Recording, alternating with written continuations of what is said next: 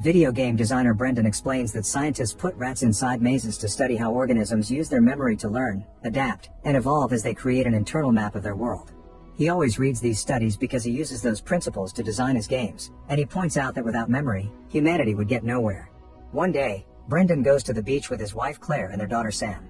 They have a wonderful time together, and after a short nap, Sam announces she'll go looking for shells with her Curious George toy, promising not to get in the water. However, while Sam is distracted with the shells, the waves take away the monkey, so she gets in the water to retrieve it. Unfortunately, the sea is too strong, and she never makes it back. The family offers all their support to the parents through the funeral, but Brendan and Claire are still devastated.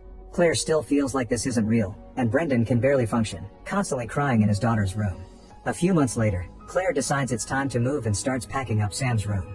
However, Brendan isn't ready yet, and he immediately freaks out as he begs his wife to put everything back in place. When he grabs his daughter's favorite books, he notices the title Berenstain Bears is written with an A, although he remembers it with an E. Later at night, Brendan can't sleep and he suddenly hears a noise. With a bat in hand, he goes to the kitchen and almost attacks, but it's just his brother-in-law Matt raiding the fridge. They share a late-night snack while chatting, and Brendan asks Matt about the book title. Delighted to hear that Matt also thought it was written with E. Since Brendan still can't sleep, he searches for an explanation on the internet and finds thousands of articles about it. Lots of people have the same memory as he does and think it's a conspiracy, but eventually Brendan comes across something called the Mandela effect, a phenomenon in which a whole group of people shares fake memories. They usually blame it on alternate timelines or parallel universes, and its name comes from the fact many people had thought Mandela died in prison.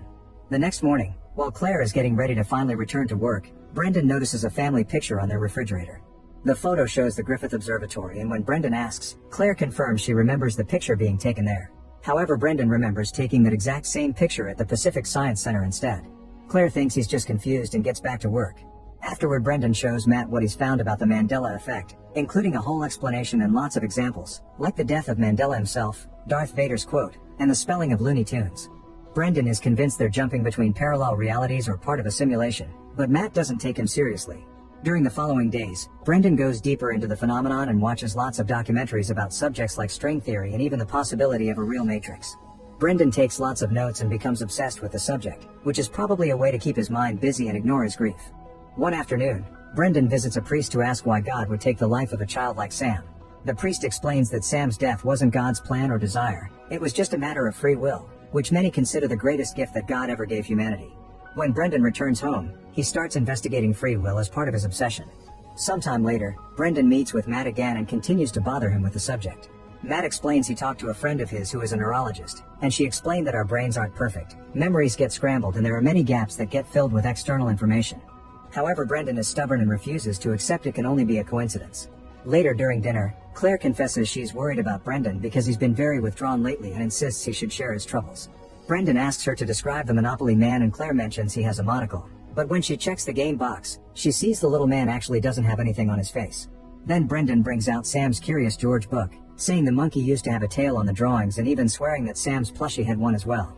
Claire doesn't like their daughter's death used like that, but Brendan just keeps going, pointing out that after the funeral Claire even said it didn't feel real. When he starts talking about reality shifting, Claire snaps and scolds Brendan for refusing to move on and pouring his grief into this dumb obsession instead. Sometime later, Brendan and Claire go out on a double with Matt and his new boyfriend.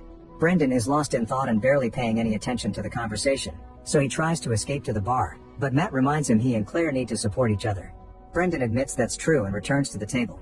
However, as soon as he gets home, Brendan jumps on the computer again to research the simulation theory, which says we live in a computer-programmed reality. Brendan's notes grow and he starts keeping up a board, desperate to find proof of a parallel universe where Sam is still alive. He watches videos of famous people talking about the subject like Elon Musk and Neil deGrasse Tyson, and eventually he comes across the name Roland Fuchs, who is supposed to be working on a way to prove the simulation. However, the video he finds on websites isn't working anymore, so he has to turn to piracy sites that keep a backup of it.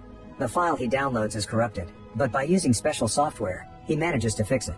The video shows Dr. Fuchs giving a lecture about the simulation theory, but unfortunately it gets corrupted again and Brendan's left with nothing. Refusing to give up, Brendan searches where Fuchs is working nowadays and records a video message for him. Days pass and Brendan never hears back from Fuchs, so he travels to the university to contact the doctor in person. However, Fuchs is too busy and he doesn't have time to hear a random fan's rambling. Later that night, Brendan tries to be a better husband and starts getting frisky with Claire, but he pauses in the middle of it because he thinks he can hear Sam calling for him. Frustrated, Claire tells him he should see a grief counselor. The next day, instead of seeing a counselor as he promised, Brendan shows up at Fuchs' house and convinces him to give him a few minutes of his time. Fuchs explains that the Mandela effect is just a case of fake memories. However, he also thinks they're breadcrumbs left by the simulation we live in glitching after a system update. Brendan points out that if reality is just a computer code, then he should be able to hack it, but Fuchs thinks that's ridiculous and takes him to the university. On their way there, they discuss the possibility of the world existing only because a conscious being is observing it. Brendan compares it to video games and how they only load an area when a player enters it. The rest of the time those areas don't exist. So instead of hacking the simulation, what he needs to do is overload it to overwhelm the processor. Only a very powerful machine could do such a thing, and Fuchs reveals this university has a quantum computer. They enter the lab together, but when Fuchs is explaining how to enter a code, they're interrupted by Dr. Manning, who doesn't approve of Brendan's presence. The duo immediately goes back to the doctor's house, where Fuchs explains he thinks the simulation tried to stop him because he's a bug in the system, and reminds Brendan that ideas are dangerous things. Brendan worries if the simulation is recreational or wants power, comparing the being behind it to political and corporate power. Later that night, Brendan dreams of Sam's death and wakes up when he hears her calling for him again. He rushes to Sam's room and sees a human shadow, which suddenly glitches and disappears. He tries to go for a drive to clear his mind, but he can't stop seeing the world as a giant chain of code connected to a quantum computer. Eventually he falls asleep in the car and wakes up in a random alley downtown.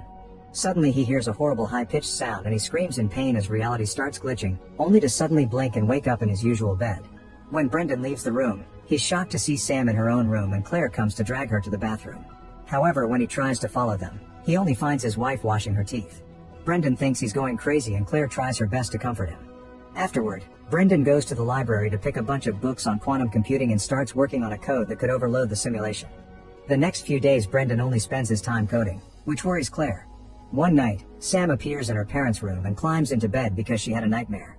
Brendan sleeps peacefully next to her, but in the morning, he wakes up to an empty bed. Thinking it was a dream, Brendan goes downstairs, but this time Sam is there as if nothing happened. Claire and Matt treat her normally too, so Brendan calls everyone he knows to confirm his suspicions. Nobody remembers Sam dying, so reality has been rewritten. He tries to discuss this with Fuchs, but he won't answer his calls. Brendan thinks the simulation gave him his daughter back so he would stop the creation of the code, but he doesn't care. He's happy to have Sam back. The family spends lots of time together and is very happy until one night when Claire wakes up from a terrible nightmare in an awful state. She swears she's just fine, but the next day Brendan finds the breakfast burning and Claire spacing out. Determined to cheer her up, Brendan takes the family to paint some pottery together. Suddenly he sees cracks appearing on his pot and Claire gets aggressive, smashing objects on the floor just because they aren't using the color she wants. Brendan decides to return home and tries to make Claire rest, but she keeps staring at Sam and freaking out, saying the girl shouldn't be there. Worried that the reality shift is making his wife sick, Brendan asks Matt to babysit Sam and runs to Fuchs' house, only to be received by the doctor's wife. It turns out he self-deleted 2 months ago because he wasn't taken seriously by the science community. As Brendan thinks he saw Fuchs just 2 days ago, a crack appears on the glass, which he also sees as a sign from the simulation. Determined to make things right, Brendan rushes to his house and starts working on the code again. He also records a video for his family just in case the simulation kills him like he thinks it killed Fuchs. While Brendan works, Matt takes care of Claire, who has become catatonic. When the code is finally ready, Brendan goes to the university and tries to access the quantum computer, only to be blocked by Manning, who tries to call security. Brendan jumps on him to stop him, but he accidentally pushes too hard and Manning hits his head when he lands on the floor, instantly dying. Brendan feels very guilty, but he still takes Manning's card key and keeps going. Once he reaches the computer, Brendan implants his code with a USB stick and he watches the numbers go by as the computer lights flicker. Soon the machine starts to make a weird noise, so Brendan rushes outside only to discover that the parking lot is empty and his car is gone. In a blink, he finds himself on a bus and he gets a call from his wife saying she doesn't feel good. At that moment, he notices a passenger glitching as she goes through the bus floor, and a couple nearby have glitching faces too. Brendan gets off the bus and runs through the city, noticing all kinds of glitches going on. The time of the day constantly changes, the trees go through different colors, and there are 2 moons in the sky. Eventually Brendan gets home and rushes to hold his wife and daughter close as the environment around them also glitches like crazy. Claire's face glitches too and she screams in pain while the 2 moons collide in the sky before everything goes pitch black. Then the code appears on the screen as the universe reboots itself from the very beginning of existence, going through dinosaurs, lost civilizations, wars, and the usual important moments of human history. When the reboot finally stops, Brendan is glad to be on the beach with his family again. This time when Sam mentions she'll go looking for shells, Brendan makes her leave the Curious George behind, saving her life. Make sure to subscribe and turn on notifications so you can watch more videos like this. Thanks for watching.